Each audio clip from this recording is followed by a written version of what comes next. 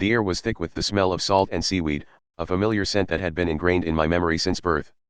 My small fishing village nestled against the rugged coastline of the Emerald Isle, its houses huddled together like weary travelers seeking shelter from a storm. The rhythm of life here was as predictable as the tides, the fishermen casting their nets at dawn, the women mending them by day, and the men hauling in the catch under the watchful gaze of the moon. But tonight was different. Tonight, an unsettling silence had fallen over the village. No drunken laughter spilled from the tavern, no children's voices echoed through the cobblestone streets, not even the barking of a dog dared to break the eerie quiet. The only sound that reached my ears was the relentless crashing of the waves against the rocky shore, each surge whispering tales of a storm brewing on the horizon. As I stepped out of my tiny cottage, the wind whipped at my face, carrying with it an unnatural chill that seemed to penetrate my very bones.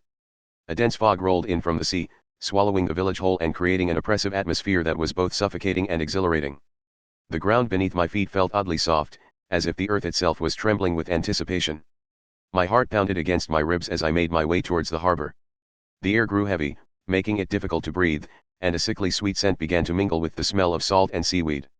It was a stench that spoke of decay, of something ancient and powerful awakening from its slumber. As I approached the docks, I saw them, hulking, grotesque figures emerging from the fog, their eyes glowing with an infernal light. Panic surged through me as they began to advance, their heavy footsteps sending tremors through the wooden planks beneath my feet.